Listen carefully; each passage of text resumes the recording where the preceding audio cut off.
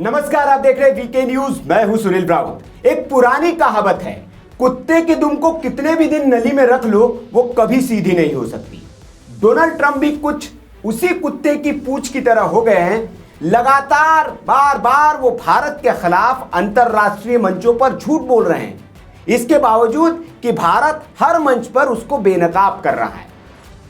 हालांकि ये बात दिगर है कि ये करके वो अपने ही कपड़े दुनिया के सामने उतार रहे होते हैं। गजा शांति के मौके पर काहिरा में उन्होंने एक बार फिर खुद को नंगा कर दिया। पहले तो ट्रंप ने पीएम मोदी की जमकर तारीफ की, भर भर कर, और फिर भारत पाकिस्तान युद्ध रुकवाने का क्रेडिट हमेशा की तरह ले लिया। हालांकि ट्रंप की इस हरकत बेशर्मी पर भारत पहले भी कई बार जवाब दे चुका है। अमेरिका में जाकर भी विदेश मंत्री एस जयशंकर कह चुके हैं, लेकिन बेशर्म ट्रंप को कोई फर्क नहीं पड़ता। लेकिन ट्रंप ने एक बार फिर ऐसा दावा किया जिसके बाद ट्रंप को भारत ने फिर करारा जवाब देकर उनकी फजीयत कर दी है। दरअसल डोनाल्ड ट्रंप ओवल ऑफिस में प्रेस कॉन्फ्रेंस कर रहे थे। इसी दौरान समाचार एजेंसी एएनआई के पत्रकार ने उनसे एक सवाल पूछ लिया। रिपोर्टर ने पूछा कि क्या अमेरिकी राष्ट्रपति भारत को एक विश्वसनीय साझेदार मानते हैं।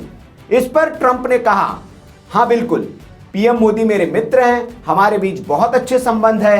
भारत रूस से तेल खरीद रहा है, इससे मैं खुश नहीं था। हालांकि उन्होंने अब मुझे आश्वासन दिया है कि भारत रूस से तेल नहीं खरीदेगा। ये एक बड़ा कदम है, अब हमें चीन से भी यही करवाना होगा।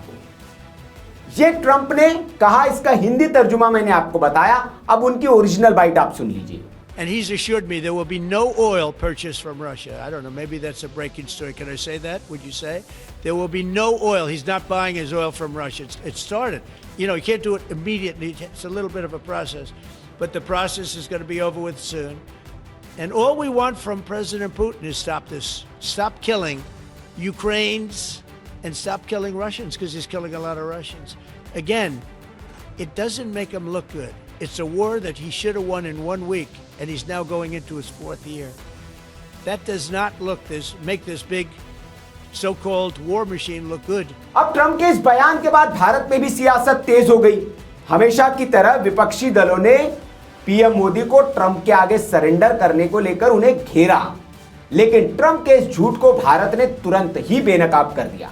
ट्रंप के बयान पर भारतीय विदेश मंत्रालय ने बयान जारी करते हुए कहा, भारत तेल और गैस का एक प्रमुख आयातक देश है।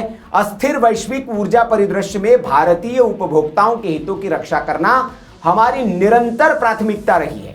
हमारी आयात नीतियां पूरी तरह इसी उद्देश्य से निर्देशित होती है। ऊर्जा के स्थिर कीमतें सुनिश्चित करना और आपूर्ति को सुरक्षित रखना हमारी ऊर्जा नीति के 2 प्रमुख लक्ष्य रहे हैं।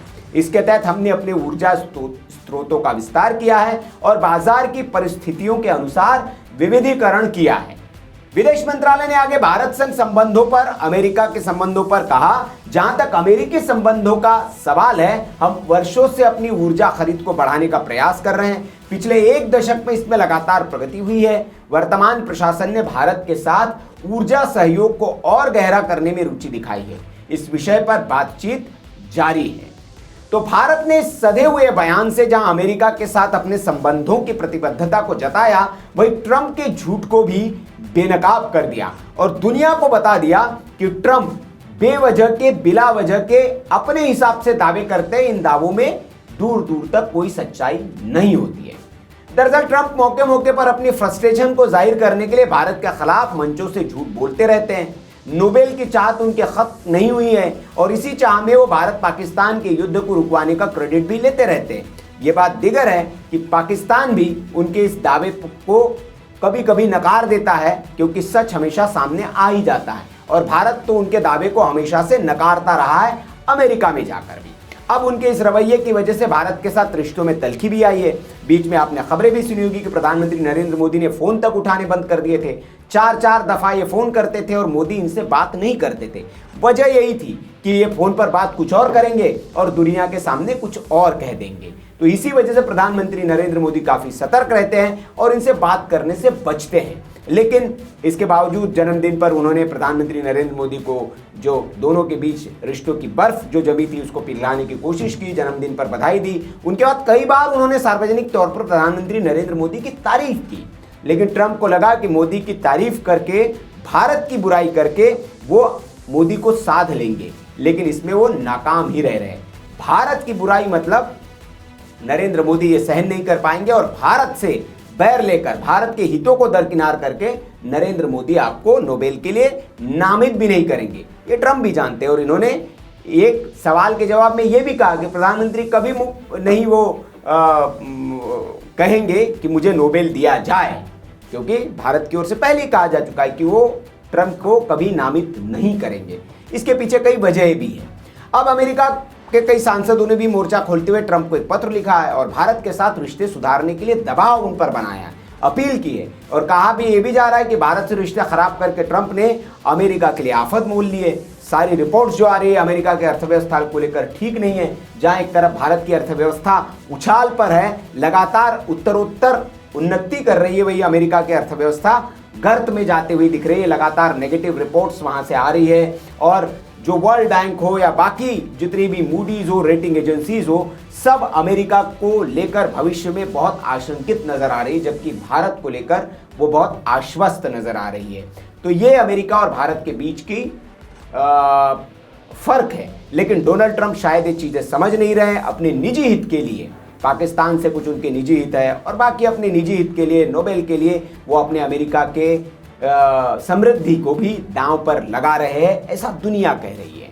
तो ये ट्रंप की एक तरह से नीति बन गई है और ट्रंप का एक तरह से ये व्यवहार बन गया है कि वो जगह जगह मंच पर जाकर अपने मन की बात, बिला वजह की बात वो करते हैं। हालांकि ट्रंप जब काहिरा में मौजूद थे तो वहाँ पर किस तरह से मेलानी और बाकी चीज़ों को लेकर उन्हें ट्रोल भी किया जा रहा है और जिस तरह से मेलानी के लिए उन्होंने कुछ शब्दों का इस्तेमाल किया, मेलानी असहज हो गई।